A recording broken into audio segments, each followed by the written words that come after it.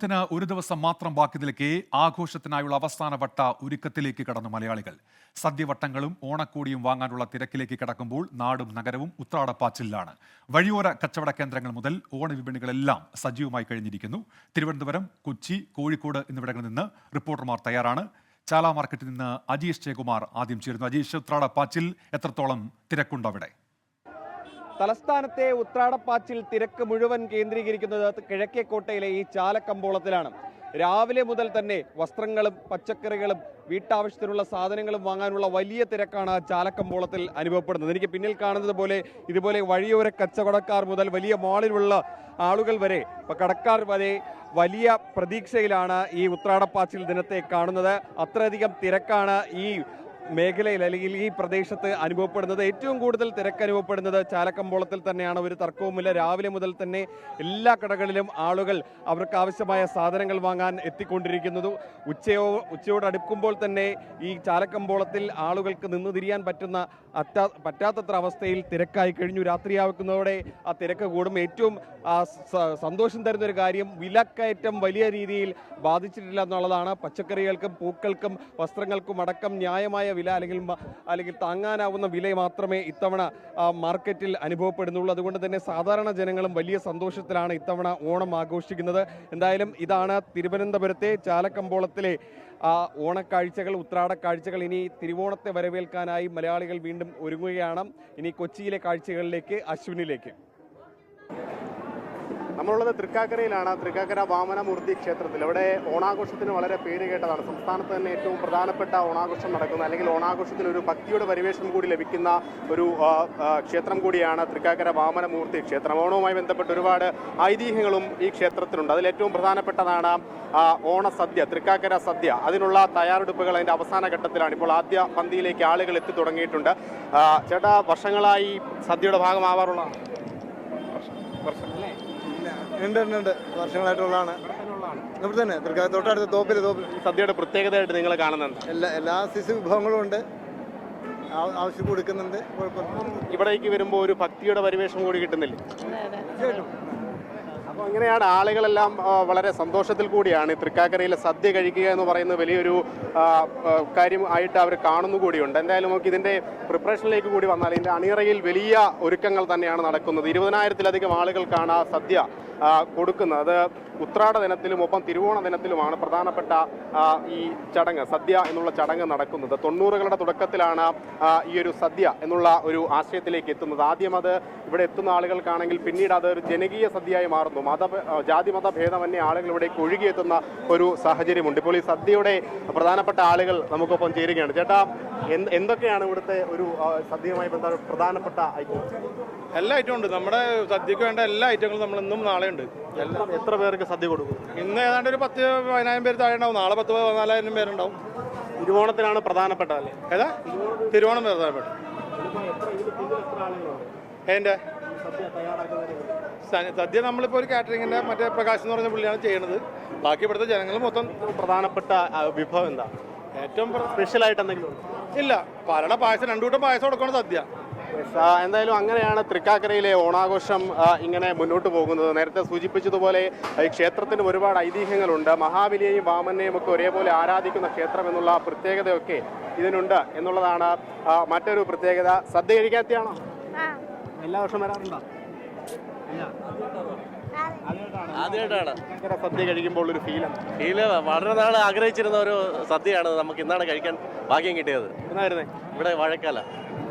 എന്തായാലും ചോറ് വിളമ്പ് തുടങ്ങിയിരിക്കുകയാണ്. എന്തായാലും അങ്ങനെ വലിയൊരു സന്തോഷത്തിലേക്ക്, അല്ലെങ്കിൽ ആ ഓണത്തിൻ്റെ ഒരു വൈബിലേക്ക് തൃക്കാക്കര കഴിഞ്ഞ 10 ദിവസങ്ങളായി നീങ്ങിയിരിക്കുകയാണ്. ഓണം അത്തം മുതൽ 10 ദിവസം നീണ്ടു നിൽക്കുന്ന ഉത്സവം കൂടി ക്ഷേത്രത്തിൽ നടക്കുന്നുണ്ട് എന്നുള്ളതാണ് ഏറ്റവും പ്രത്യേകത. എന്തായാലും വലിയ തിരക്കിലേക്ക് പോവുകയാണ്. ഇനിയിപ്പോൾ കോഴിക്കോട് നിന്ന് അവിടുത്തെ ഓണവിശേഷങ്ങളുമായി ഷഹദ് റഹ്മാൻ കൂടി ചേരുകയാണ്. ഷഹദിലേക്ക്. അങ്ങനെ കോഴിക്കോട് ഓണാഘോഷം പൊളിക്കുകയാണ് എന്ന് വേണം പറയാൻ. കാരണം ഇന്ന് ഉത്രാടപ്പാച്ചിലാണ്. അപ്പം ഈ നഗരങ്ങളിലൊക്കെ തന്നെ അല്ലെങ്കിൽ പ്രത്യേകിച്ച് ഷോപ്പിംഗ് മാളുകളിലൊക്കെ ഭയങ്കരമായിട്ട് ഇത്തരത്തിൽ അവസാനവട്ട ഒരുക്കത്തിനുള്ള ഓട്ടത്തിലാണ്. അപ്പോൾ നമ്മളിപ്പോൾ ഉള്ളത് കുറച്ച് അമ്മമാർക്കും അതുപോലെ തന്നെ അച്ഛന്മാർക്കൊക്കെ ഒപ്പമാണ്. നമ്മൾ വെസ്റ്റിയിലുള്ള ഒരു അനാഥ മന്ദിരത്തിലാണ് ഉള്ളത്. അപ്പം ഇത്തവണത്തെ ഓണം നമുക്ക് ഇവർക്കൊപ്പം ഒന്ന് അടിച്ചു പൊളിക്കാം എന്നാണ്. ഇപ്പോൾ മാവേലിയൊക്കെ മാവേലിൻ്റെ കുടയാണ് ഞാൻ അല്പസമയം മുമ്പ് വാങ്ങിയിട്ടുണ്ടായിരുന്നത്. മാവേലിൻ്റെ പേരെന്താ? രാമകൃഷ്ണൻ. നല്ല അടിപൊളി പാട്ടൊക്കെ പാടുന്നുണ്ടായിരുന്നു. അപ്പോൾ നമുക്ക് വേണ്ടി ആദ്യം ഒരു പാട്ട് പാടോ? മാവേലി നാടു വാണിടും കാലം മനുഷ്യരെന്താരും ഒന്നുപോലെ ആമോദത്തോടെ വസിക്കും കാലം ആപത്തങ്ങാർക്കും മുട്ടില്ലാതാനും. അമ്മ ഈ ഓണം എന്നൊക്കെ പറയുമ്പോൾ എന്താ ഓർമ്മ വരുന്നത് വേഗം മനസ്സിലേക്ക്? ചെറുപ്പത്തെ ഓർമ്മ. ഇപ്പം പ്രായമായില്ലേ? മാവേലി, സദ്യ. അമ്മ എന്താ ഓണം എന്നൊക്കെ പറയുമ്പോ? അതന്നെ സദ്യ, ഓണം. ഓക്കെ, അടിപൊളിയാണോ? എന്നിട്ട് ഇത്തവണ കഴിഞ്ഞ വർഷം ഇതിപ്പം പുതിയ ഓണക്കോടിയാണോ? ഇതിലുണ്ട്. Okay okay. എങ്ങനെ ഇവിടുത്തെ ഓണാഘോഷ പരിപാടികളൊക്കെ പൊതുവെ എങ്ങനെ നിങ്ങൾ സംഘടിപ്പിക്കാറ്? സംഘാടകരാണല്ലോ. അതെ അതെ, നല്ല രീതിയിലാണ്. നമ്മളിവിടെ കലാപരിപാടികൾ ഉണ്ടായിരുന്നു. പ്രാർത്ഥനയോടെയാണ് ആരംഭിച്ചത്. പിന്നെ എല്ലാവരും പാട്ടൊക്കെ പാടി, പിന്നെ പൂക്കളിട്ടു, പിന്നെ ഓണസദ്യ ഒരുക്കി. ഇതിൽ ഇനി വേറെ ആരാ പാട്ട് പാടുന്ന ആള്? ഗിരിജമ്മ ഒരു പാട്ടും കൂടി പാടിത്തരാം നമ്മൾ പ്രേക്ഷകർക്ക് വേണ്ടിയിട്ട്. കൃഷ്ണ കൃഷ്ണ മുകുന്ദ ജനാർദ്ദന കൃഷ്ണ ഗോവിന്ദ നാരായണ ഹരേ. അപ്പം അങ്ങനെയാണ്. അപ്പം ഓണാഘോഷം ഇങ്ങനെ പല ഭാഗങ്ങളിലായിട്ട് പുരോഗമിക്കുകയാണ്. ഇന്ന് എന്തായാലും ഉത്രാടപ്പാച്ചിലാണ്. ആ ഓട്ടം പുരോഗമിക്കുന്നുണ്ട്. ഒപ്പം തന്നെ ഇനിയിപ്പം വൈകിട്ടോടു കൂടി ആകുമ്പോൾ കുറേ കൂടി തിരക്കുകളാവും. കുറേ കൂടി ഈ കോഴിക്കോട് മിഠായി തെരുവിലും അതുപോലെ തന്നെ പാളയത്തും മാളുകളിലും കോഴിക്കോട് ബീച്ചിലും ഒക്കെ ആയിട്ട് ഭയങ്കരമായിട്ട് തിരക്ക് ഇനി വർദ്ധിക്കാൻ പോവുകയാണ്. അപ്പോൾ നമ്മൾ അവിടുത്തെ കാഴ്ചകളും വിശേഷങ്ങളുമായിട്ട് വീണ്ടും വരും. അപ്പം തിരുവനന്തപുരത്ത് നിന്നും അജീഷ് ജയകുമാറിനും കൊച്ചിയിൽ നിന്ന് അശ്വിൻ പാലായ്ക്കുമൊപ്പം ഷഹദ് റഹ്മാൻ, 24 കോഴിക്കോട്. കേരളത്തിന് പുറത്തും മലയാളികൾ ഉത്രാടപ്പാച്ചിലിന്റെ തിരക്കിലാണ്. പൂക്കളമിട്ടും ക്ഷേത്ര ദർശനം നടത്തിയും രാവിലെ മുതൽ സജീവമാണ് മറുനാടൻ മലയാളികൾ.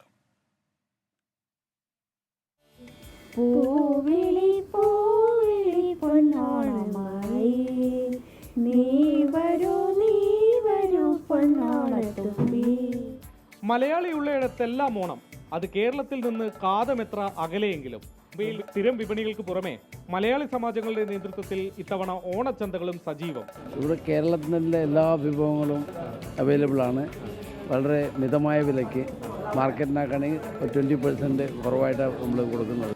നാട്ടിൽ പോകാൻ കഴിയാത്ത ഡൽഹിയിലെ മലയാളികൾ ഓണനാളുകളിൽ എത്തുന്നത് ഡൽഹി മയൂർ വിഹാറിലെ ഉത്തര ഗുരുവായൂരപ്പൻ ക്ഷേത്രത്തിലാണ്. ഇക്കുറിയും ഓണത്തോടനുബന്ധിച്ച് ഉത്തര ഗുരുവായൂരപ്പൻ ക്ഷേത്രത്തിൽ വിപുലമായ ഒരുക്കങ്ങളുണ്ട്. കുട്ടികൾക്കായി അത്തപ്പൂക്കള മത്സരവും ഓണനാളിൽ സദ്യയും ഒരുക്കിയിട്ടുണ്ട്. ഉത്രാടപ്പാച്ചിലിന്റെ തിരക്കിലാണ് ബംഗളൂരു മലയാളികളും. KR മാർക്കറ്റിലും മടിവാള ഉൾപ്പെടെ പ്രധാന കേന്ദ്രങ്ങളിലെല്ലാം രാവിലെ മുതൽ മലയാളികളുടെ വലിയ തിരക്കാണ് അനുഭവപ്പെടുന്നത്. എല്ലാ ആഴ്ചകളിലും സമാജങ്ങളുടെ ആഘോഷങ്ങളുണ്ടായിരിക്കും. പിന്നെ നാട്ടിലുള്ള എല്ലാ ഫിലിം സ്റ്റാർസും ഇവിടെ വരും. അങ്ങനെയൊക്കെ ആയിട്ട് ഇവിടെയാണ് ആഘോഷം ഞങ്ങൾക്ക് ഫീൽ ചെയ്തിട്ടുള്ളത്. നല്ലതാണ്. UAE ഉൾപ്പെടെയുള്ള ഗൾഫ് നാടുകളിലെ പ്രവാസികളും ഉത്രാടപ്പാച്ചിലിന്റെ തിരക്കിലാണ്. രാജ്യത്തെ കച്ചവട സ്ഥാപനങ്ങളിലെല്ലാം ദിവസങ്ങൾക്ക് മുമ്പ് തന്നെ ഓണച്ചന്തയടക്കം ഒരുക്കിയിട്ടുണ്ട്. സദ്യവട്ടങ്ങൾക്ക് വിട്ടുവീഴ്ച പാടില്ലാത്തതിനാൽ നാട്ടിൽ നിന്ന് പച്ചക്കറി ഉൾപ്പെടെ എത്തിച്ചാണ് പ്രവാസികൾ ഓണം കെങ്കേമമാക്കുന്നത്. വിവിധ ബ്യൂറോകൾക്കൊപ്പം 24 മുംബൈ. ഓണം കളറാക്കാൻ പുതുതലമുറയ്ക്ക് സോഷ്യൽ മീഡിയ റീലുകൾ ഒഴിച്ചുകൂടാൻ കഴിയാത്തതാണ്. ഇതോടെ വീഡിയോഗ്രാഫർമാർ എല്ലാം തിരക്കിലാണ്. ഇതിനായി ഓണം തീമുകൾ ഉൾപ്പെടെ സജീവമാണ്. ഓണാഘോഷം അതിൻ്റെ പൂർണ്ണതയിലെത്തണമെങ്കിൽ ഓണസദ്യയും കളികളും മാത്രം പോരാ. അതിൻ്റെയൊക്കെ നല്ല ഒന്നാന്തരം സോഷ്യൽ മീഡിയ റീലുകൾ കൂടി വേണം. ലൈക്കും ഷെയറും ഇങ്ങനെ കൂടി വരണം.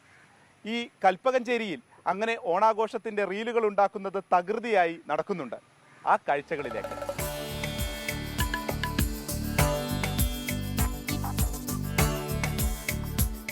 ഒഴിഞ്ഞു കിടക്കുന്ന വീട്. ഇവിടെ ഓണാഘോഷമില്ല. ഇതൊരു ഷൂട്ടിംഗ് ലൊക്കേഷനാണ്. ഓണത്തിൻ്റെ എല്ലാ സന്തോഷവും ഇവിടെ ഒരുക്കി. ഓണവസ്ത്രമുടുത്ത് ടീം തയ്യാർ. കൽപ്പകഞ്ചേരിയിലെ ഫോട്ടോഗ്രാഫർ സുധീ കമൽ നിർദ്ദേശങ്ങൾ നൽകി. ആദ്യം പൂവിടൽ, പിന്നെ ഉറിയടിയും വടംവലിയും ഊഞ്ഞാലാട്ടവും എല്ലാം നടന്നു.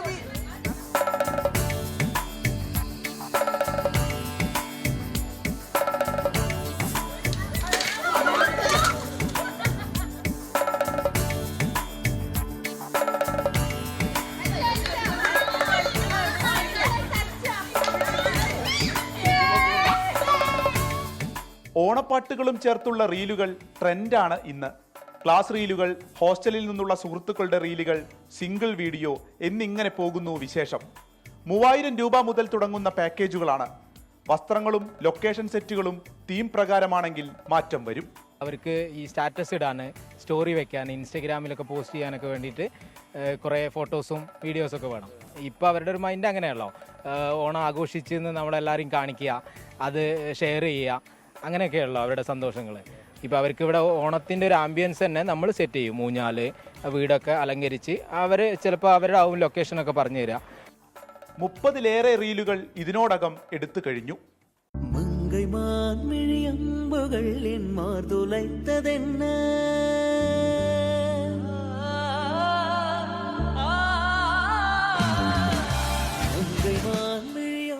കോളേജ് വിദ്യാർത്ഥികൾ തന്നെയാണ് മുൻപന്തിയിൽ. നല്ലൊരു റീലില്ലാതെ എന്താഘോഷം. ഈ സ്കൂളിലും കോളേജിലൊക്കെ എല്ലാ കൂട്ടുകാരും ഇങ്ങനെ കൂടി ചേർന്ന് റീലെടുക്കണമൊക്കെ കണ്ടപ്പോൾ ഞങ്ങൾക്കും ഒരു ആഗ്രഹം. അപ്പം ഞങ്ങളെല്ലാവരും കൂടി ചേർന്ന് ഒരു റീലെടുത്തു, വിളിച്ചു. റീല് കണ്ടാൽ വലിയൊരു ഓണാഘോഷം നടന്നതിൻ്റെ എല്ലാ പ്രതീതിയും ഉണ്ടാകും. അതിലാണ് കാര്യം.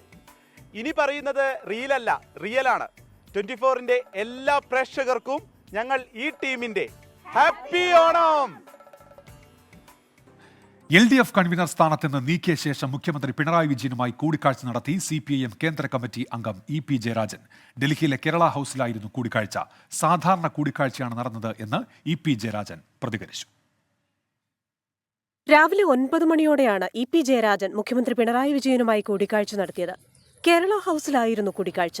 15 മിനിറ്റോളം നീണ്ട കൂടിക്കാഴ്ച സാധാരണ കൂടിക്കാഴ്ചയാണെന്നും മുഖ്യമന്ത്രിയോട് സംസാരിച്ചത് മാധ്യമങ്ങളിൽ പങ്കുവയ്ക്കാനാകില്ലെന്നും EP ജയരാജൻ. എന്നോട് സംസാരിച്ച എല്ലാ കാര്യമെന്ന് നിങ്ങളോട് പറയൂ. ഞാൻ അത്ര ചെറുതായി പോയിന്നാ നിങ്ങൾ ധരിക്കുന്നത്. അത് ഞാൻ മുഖ്യമന്ത്രിനെ സാധാരണ കാണാൻ ഞാൻ ഇന്ന് കഴിഞ്ഞ ദിവസം കണ്ടിരുന്നല്ലോ.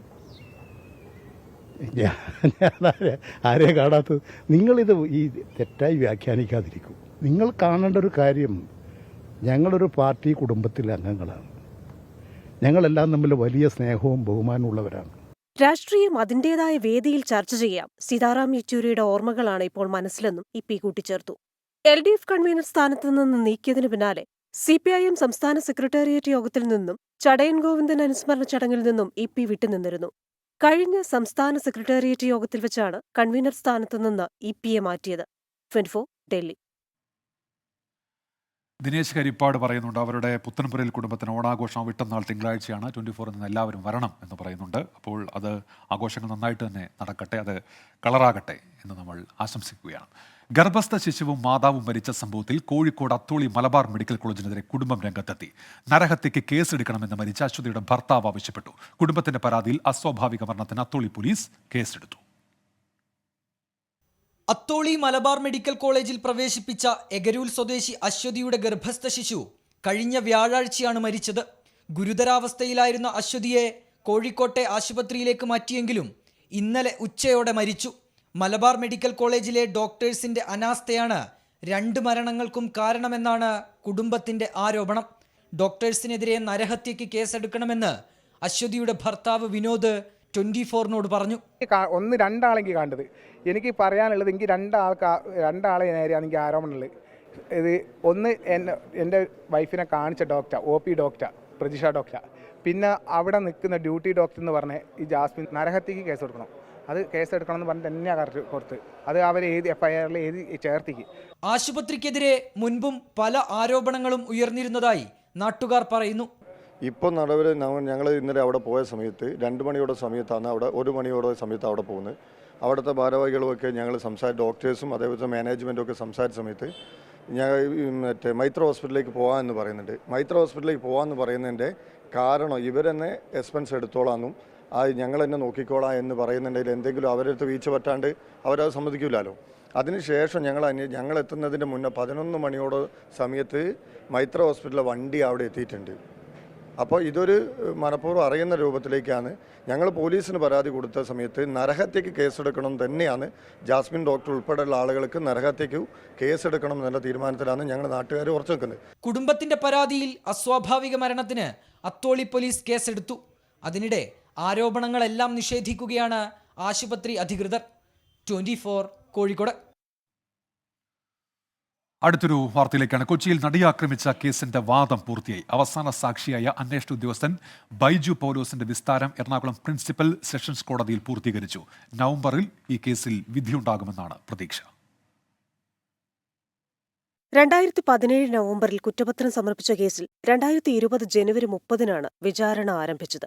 അന്നു മുതൽ 4.5 വർഷം നീണ്ട സാക്ഷി വിസ്താരമാണ് പൂർത്തിയായത്.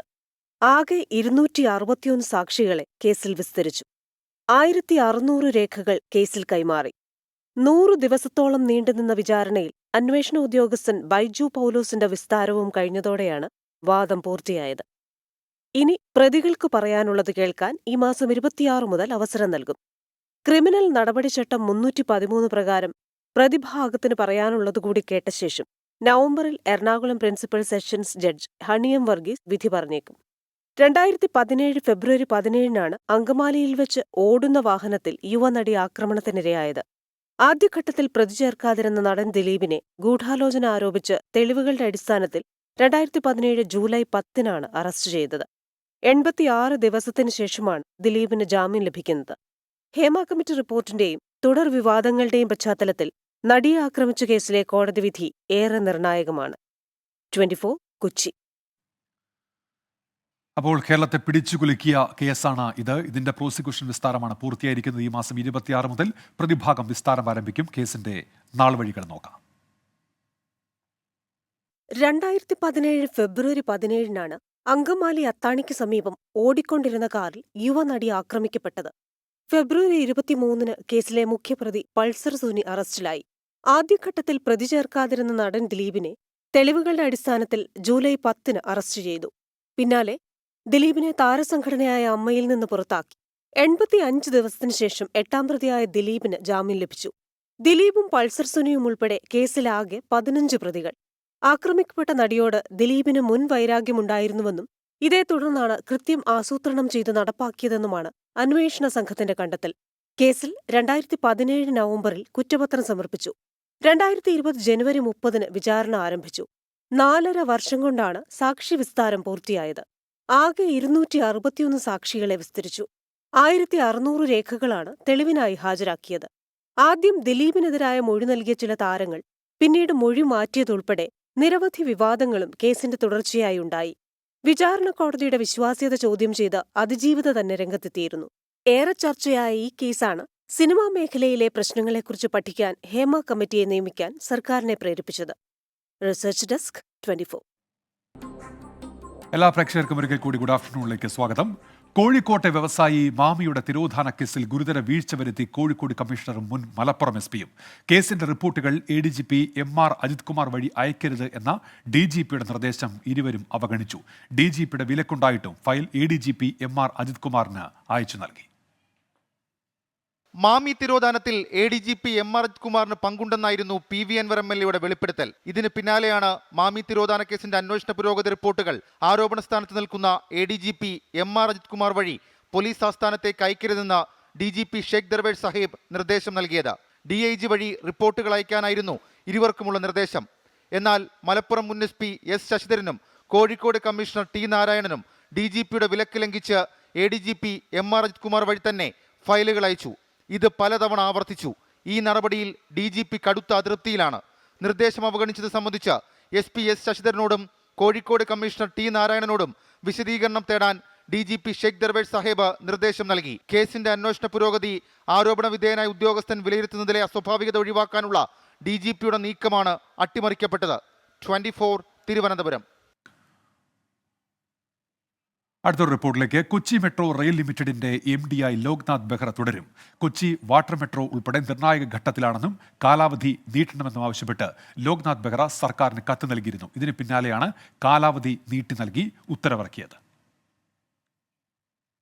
പോലീസ് മേധാവിയായി വിരമിച്ചതിനു പിന്നാലെ 2021 ഓഗസ്റ്റ് 27-നാണ് കൊച്ചി മെട്രോ റെയിലിന്റെ MD-ആയി ലോക്നാഥ് ബെഹ്റയെ നിയമിച്ചത്. 3 വർഷത്തേക്കായിരുന്നു നിയമനം. 2024 ഓഗസ്റ്റ് 29-ന് ബെഹ്റയുടെ കാലാവധി അവസാനിച്ചു.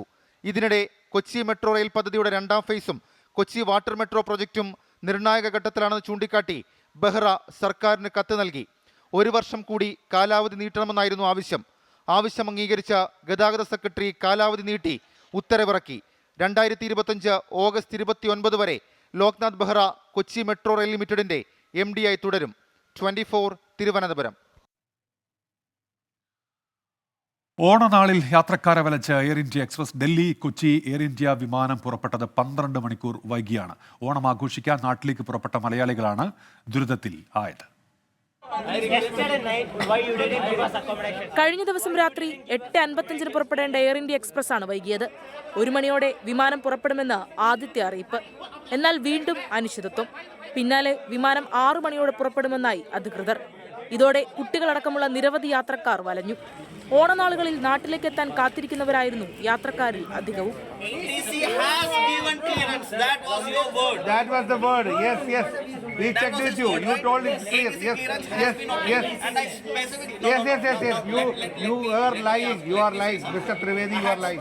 യാത്രക്കാരുടെ പ്രതിഷേധമുയർന്നതോടെ എയർ ഇന്ത്യ അധികൃതർ എത്തി അനുനയിപ്പിക്കാൻ ശ്രമിച്ചെങ്കിലും വിമാനം വൈകിയതിന്റെ കാരണം മാത്രം വ്യക്തമാക്കിയിട്ടില്ല.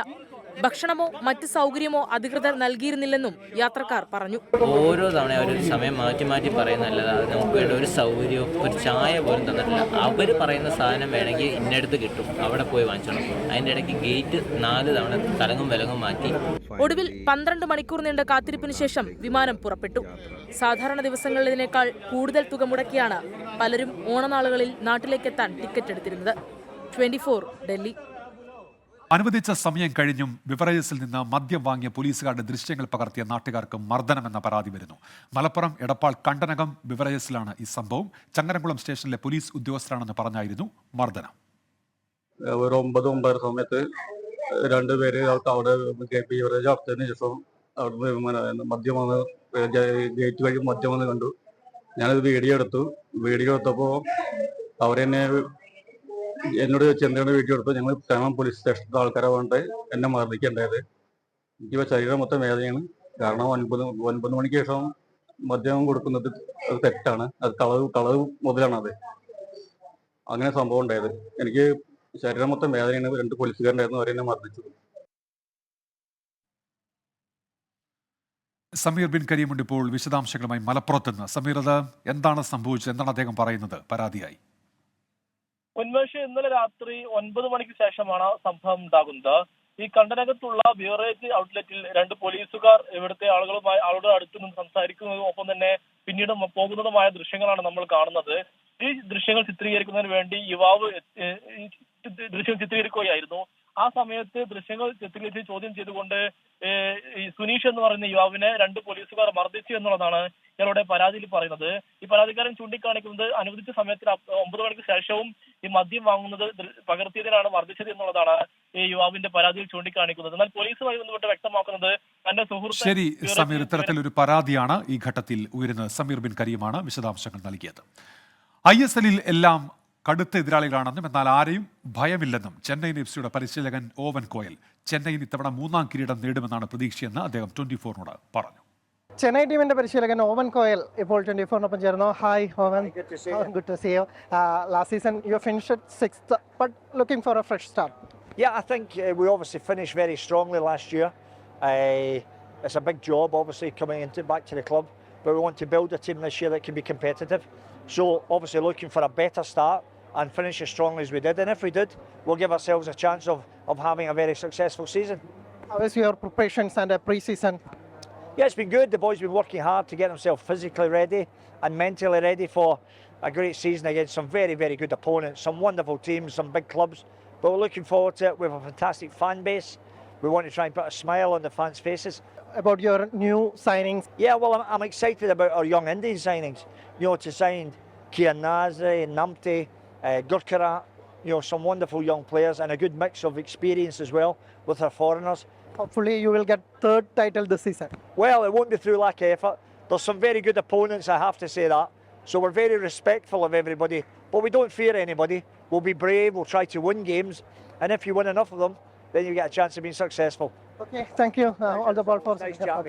Pleasure, all the best.